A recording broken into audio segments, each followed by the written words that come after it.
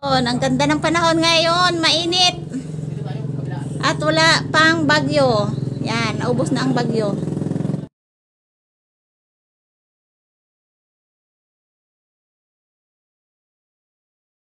So, ayan mga ka-sisters, yung aming bangka na natapos na ay lalagyan na ng katig.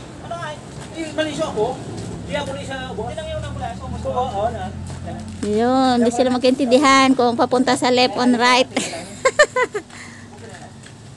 So, yari na yung katawan ng bangka ay susunod na naman ay lalagyan na siya ng katig. Ang katig sa amin ay sa iba siguro hindi ko alam. Yung lagyan ng pakpak. Yan, lagyan ng pinakapakpak yung bangka ngayon dahil pag kumalma na ay pwede na yang mangisda.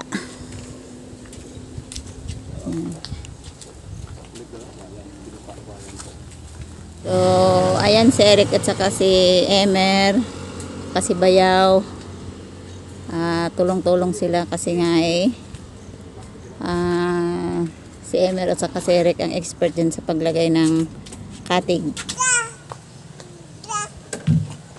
Ito na mga ka-sisters yung karning manok.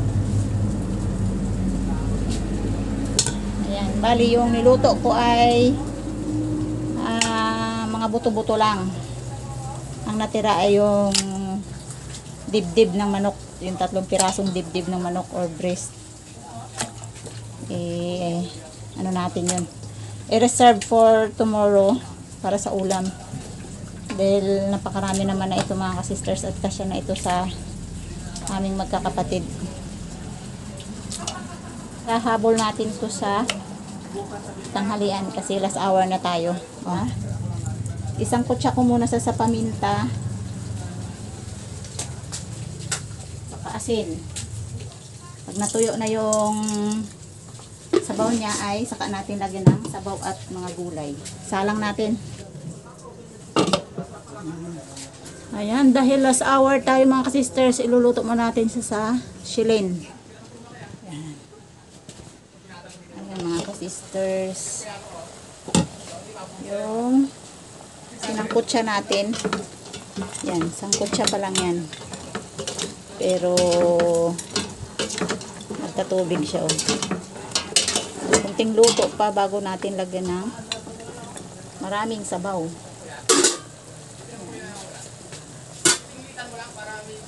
Isabay natin yung tanglad sa pagpakulo.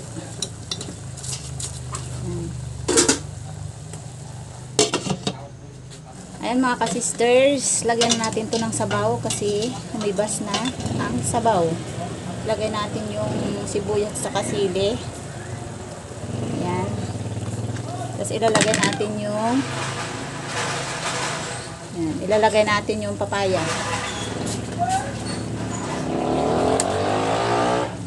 Ayan, papaya. Papaya.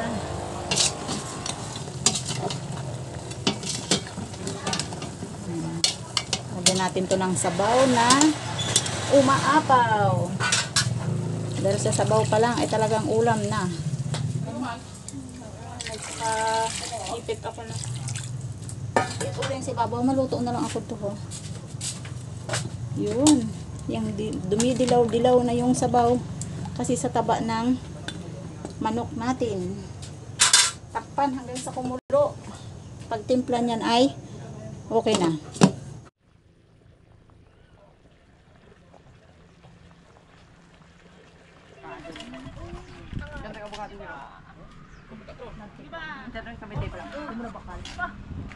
Minigyan nga nagpadarkot na anay.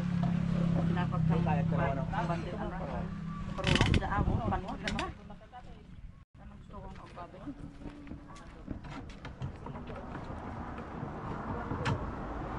Hindi na pagbawasan ng tibon? Parang italog. Taas. Tatlong. Mata na mo. Dan. Ano? Sakto? Pigilan kay kuya na dyan. Pigilan na kay kuya. Pigilan ang taas niya. Pigilan muna. Mga ina ko to. Bukrot ng luon ka to. May ruler. Hindi nakita nung tayo magpagay dyan.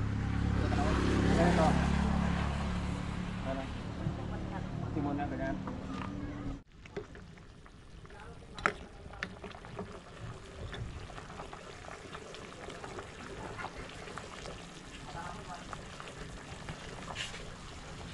Dahon ng kamatis. Dahon ng sili. Sobrang madali. Kamatis na tuloy. Dahon ng sili pala yan. Ayan, kunting kulo na yan. Pwede na yan. So, tataka lang tayo ng para kay Eric. Dahil si Eric ay hindi makakain ng wala ang asawa. Padadalhan na lang natin mga kasisters. So, ayan mga kasisters, dahil si Eric ay kakain na, uwi na sa bahay nila, padadalhan natin ang ating niluto na sinabawang manok. Yan.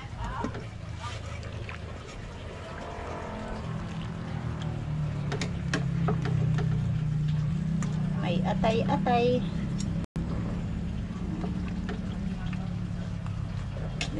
Kay madariyang balon-balunan. Itira natin kay nanay.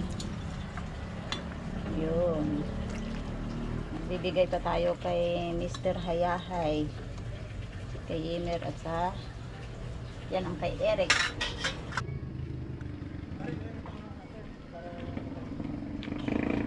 Thank you. Wala kang mabuti. Mauhapan. Ay, paano din, mga ikay?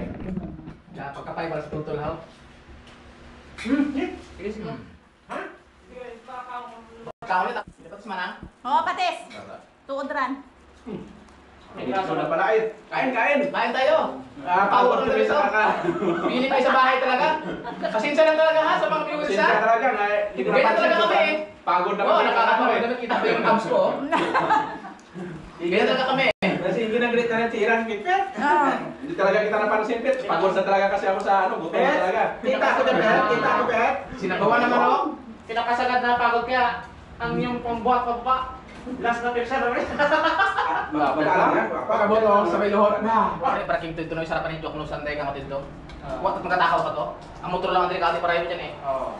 Pag ano, Dahil pag bumasok ko pag nakalak na mga tatlong na lang dyan. ladong mga motor kasi may makina eh. Kalokohan. First, yung bangka ay dadalhin na sa Aplaya. Kailangan pa... Sige lang! Kailangan palitawin na natin yan sa dagat. Dahil tapos na mga kasisters. Bugat-bugat.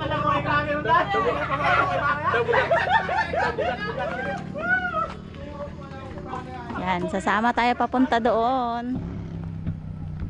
Tara na.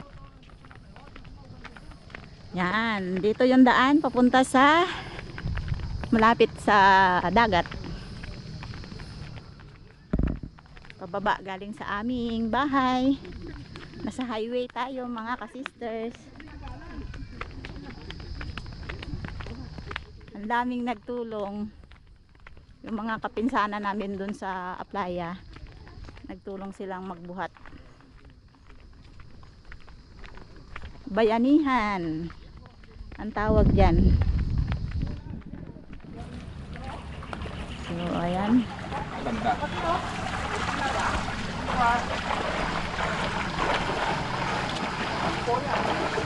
Ate ko. Cute nga na yung pagkabaruto. Pag ginabaan mo naman ang mga Ha? tanong. Ang mga tanggalay, Pag tatang ginabaan, naman. magbalas ng lawas. Kimpang-kimpang. Ito yung pang lain tanaw ng purma. Ayun ng purma tanaw ako pag nakulutaw. Ayos. Sakto lang ra. Mauli ka ba? Maipa ka ba ko sa babaw? Paluksong mo na tanong kaniyang Kaso matubig, ayaw ko mabasa ang paa ko.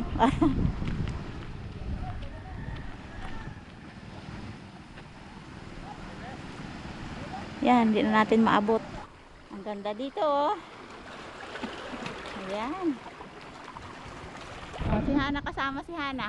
Hi! Oh. Ngayon din nakalabas ng bahay. Uy, bakit nagbug sa'yo? Hala, nagsagwan si Talik. So ayun mga kasisters, napakalayo yung dinaanan ni Eric. Si Eric muna nagdala ng bangka namin kasi hindi pa masyadong sanay si Kamister. So ayan, tinitraining pa lang yung bangka. Hinahasa, ano ba yon? Tiningnan kong mabilis ba siya o mabagal at saka yung ano, yung timing ng ilisi. Kung tama ba o hindi. Kasi nakikita nila yan kung balance ang pagkalagay nila ng batik, katig at saka yung pag-alay ng ilisi at timon. So ganyan yan mga ka-sisters. Ayan, dito pupunta yan si Eric. Kasi yung bangka na yan ay doon na yan ibabara sa bahay ni kananay. Yes. Sa wakas ay nagkaroon din kami ng bangka de makina. Hindi na kami mahirapan masyadong magpakasagwan at makapunta tayo sa mga spot na pwede tayong makahuli ng marami-rami.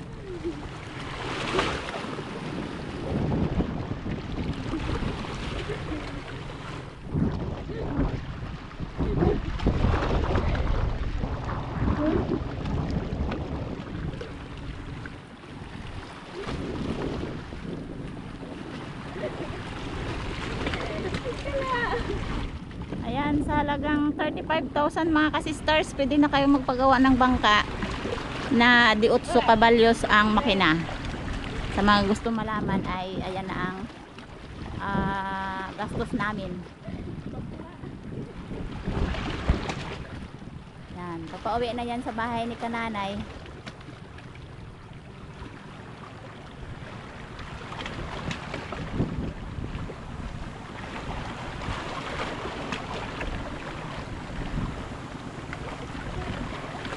So ayan yung ating pinagawang bangka. Maraming salamat mga ka-sisters sa inyong pagsubaybay sa amin. At God bless po sa inyong lahat. Bye bye.